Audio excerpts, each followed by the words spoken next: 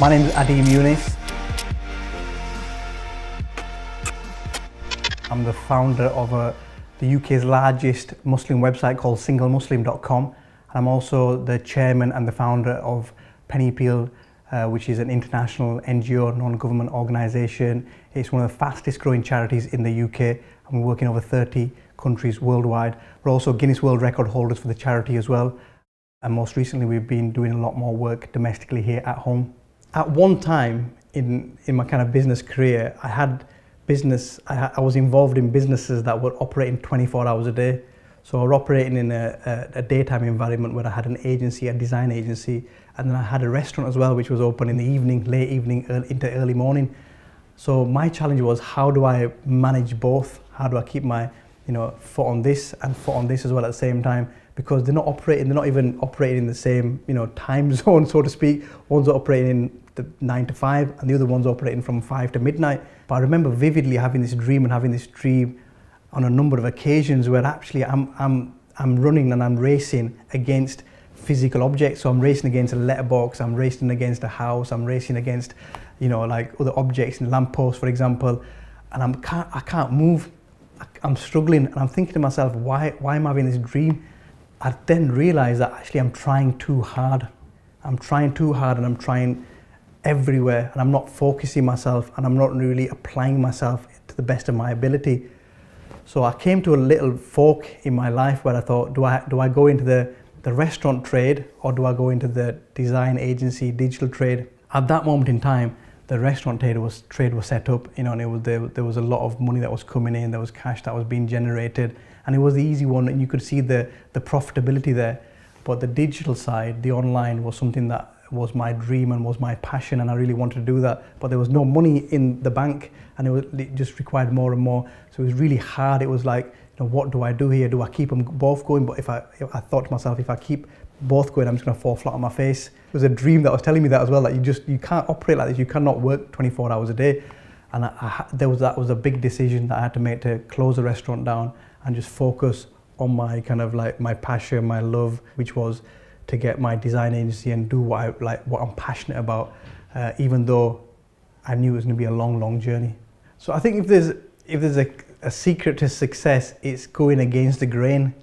And at that time, I've had many hair-raising moments where it's a gut instinct. It's what you feel inside. It's not what's on a piece of paper. It's not what makes sense financially. Following my passion and really following my dream. And I thought that's what I've got to do, with not a penny to my name, but with a dream and a vision in terms of what I want to achieve. That's the road that I chose. And you have complete faith in God. And you think to yourself, I know what I want to do.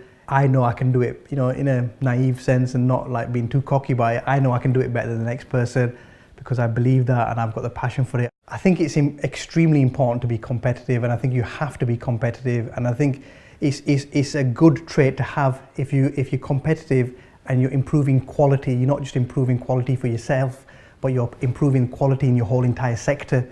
So if you're improving the bar, you know for a fact that your competitors, there's certain things that are easy to copy. For example, if I've got a marketing strategy to be on a certain number of buses, that's easy to copy. But there's certain things that they can't copy. There's certain things that, in terms of those kind of like real brave moves and those real kind of like, positions and what you really believe in. And also what you can't really copy is having good, healthy relationships. No man's an island, and no man or woman can do what they're doing by themselves. So if those relationships are internal or external, they've got to be good relationships, and you've got to be able to trust other people.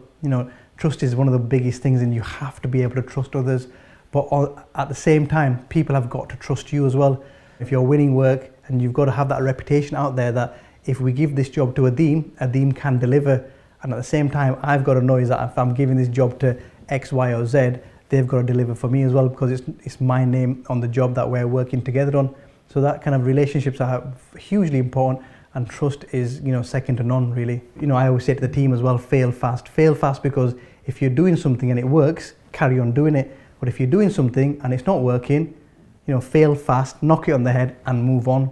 Because ultimately you don't want to be putting good money, good resources, after bad money, after, time and time and time. And if it's really not working, and, believe it or not, most of what I've done and put my hand to it doesn't work, but it just happens that, some of the things that I've done, I've been extremely successful, not just locally, but nationally and internationally. And people are thinking, wow, that's worked. But so many times, so many ideas that I have that don't work. For me, failing and failing fast is hugely important, and I believe I do fail on a daily basis. In fact, I fail more than I succeed.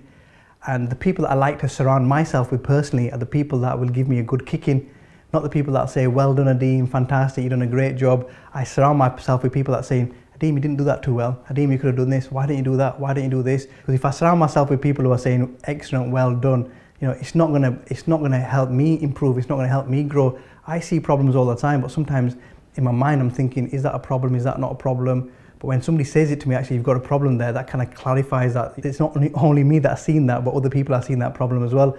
And then it's about working together to fix that, working together to fix those challenges. I actually like hearing people saying to me that that's not being done right. I'd rather go into a meeting and know that we're having problems and know that we're facing challenges. If somebody comes into my business who's new, I don't want them to say to me, Adeem, I'm doing really well, I'm doing fantastic, and I've done this, and I've done this, and I've done this. Because ultimately, as hard it might seem, you're getting paid to do a job, and that's what I expect of you. What I want to hear is I'm having challenges, and I'm having this, and I'm having that, and these are the problems, because those are the challenges that overcoming those is what's going to make you great. Overcoming those challenges is what's going to make you stand out than anybody else.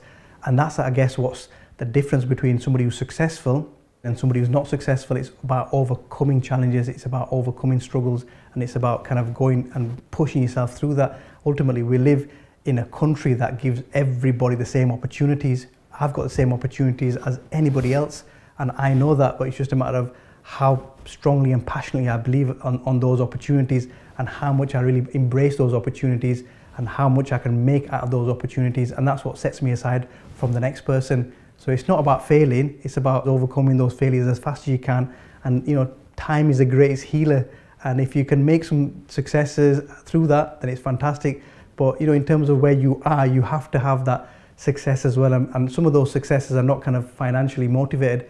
If you can make a success of what you're doing, the finances will follow. You will earn the money, you will earn the fame, you'll earn the fortune if you're good at what you're doing. But you've got to be good at what you're doing first, and then everything else follows.